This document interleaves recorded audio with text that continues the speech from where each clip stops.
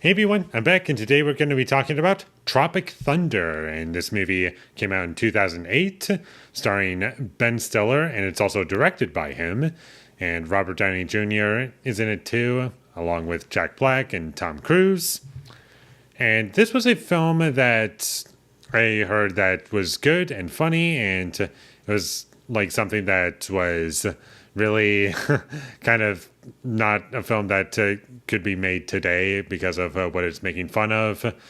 And I watched the movie and I was kind of disappointed by it. Not because of the things that it was trying to parody. That stuff I liked and what it was going after. There were a lot of movie references in the film.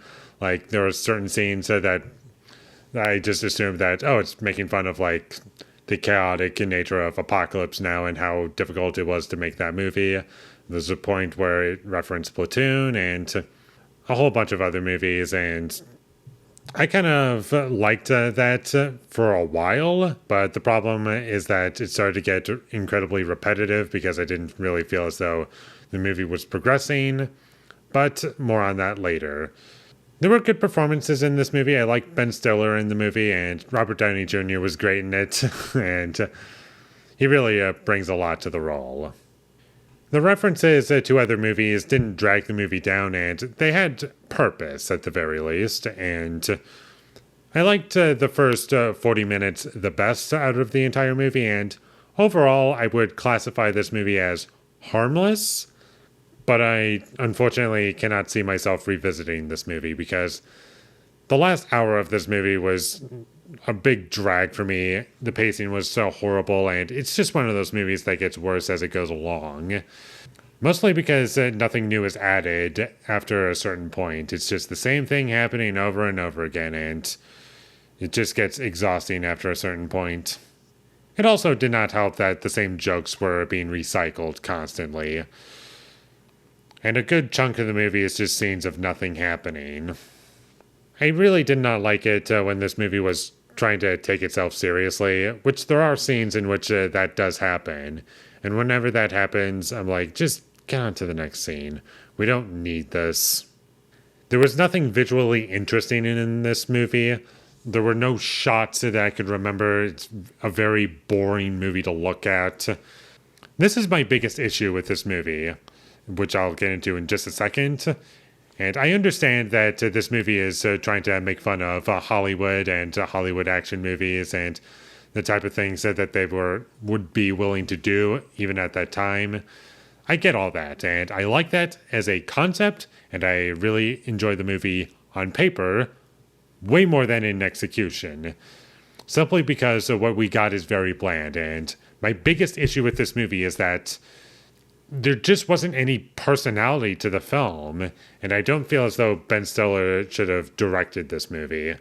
I don't hate him as an actor. He's been good in certain movies. For instance, I like him in the Night at the Museum movies. He's good in those. He's good in Zoolander, and he did a great job in The Royal Tenenbaums.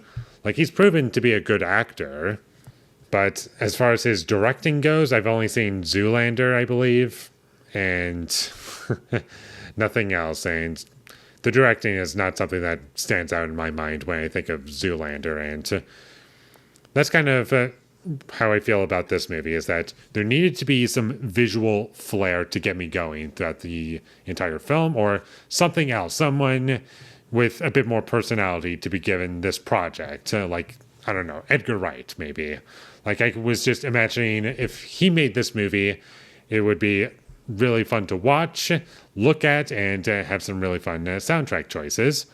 And that would all be great, but that stuff isn't really present in this movie. And this is a movie where I feel if all you require from a comedy is for two things: the actors being good and funny, and you liking the script. If that's all you require in a film, or a comedy in this case, and nothing else, then this is a movie for you. But if you need even just one more thing more than that, then this movie is not for you. And the entire time while watching this movie, I just kept thinking to myself, man, I really wish I was watching Black Dynamite, because that movie gets right. Everything that this movie kind of just fell flat on its face with. Like, the music in that movie is great, and how it's used, and I love what it's parodying, and everything that's done in that movie has purpose, and it adds to the overall experience. Like, the look of the movie, it looks like it's from the 70s because it's parodying movies from that time period, and also the characters are very over the top because that's just how it's being presented, because it's a parody and you want it to be funny. Also, when we get to the action scenes, there's lots of cuts, but that's probably just the movies that it's making fun of probably did, and it's just kind of paying a little bit of homage.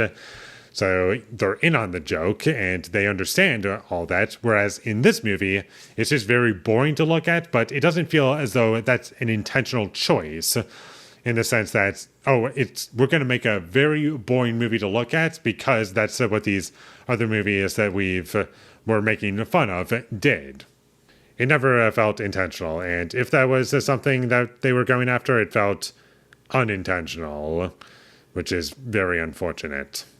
So in the end, Tropic Thunder, I liked it on paper more than in execution. There were some ideas that I liked. The comedy didn't ruin the movie for me. I wasn't cringing at any point. I was like, okay, that's kind of funny. It didn't really make me laugh or anything like that. I didn't feel any emotion while watching the movie, but at the same time, it didn't make me feel extreme negative emotions, which is always a good thing. But if you want a great parody movie, just watch Black Dynamite. It's infinitely better than this movie, if you ask me. And I just really love that movie a lot. So skip this movie if you ever come across it. I don't think I would ever need to revisit Tropic Thunder. So with all that being said, I'm going to give Tropic Thunder a 4 out of 10. Thank you for watching my videos as always. If you enjoyed this review, be sure to leave a like and comment down below your thought of Tropic Thunder and my social media links. They will all be in the description, so follow me there. And last but not least, subscribe to be a part of Foley Nation, and I'll see when I get my next review up, and that is going to be for Enemy of the State. So look forward to that, but until I get that up, thank you for watching and have a great day.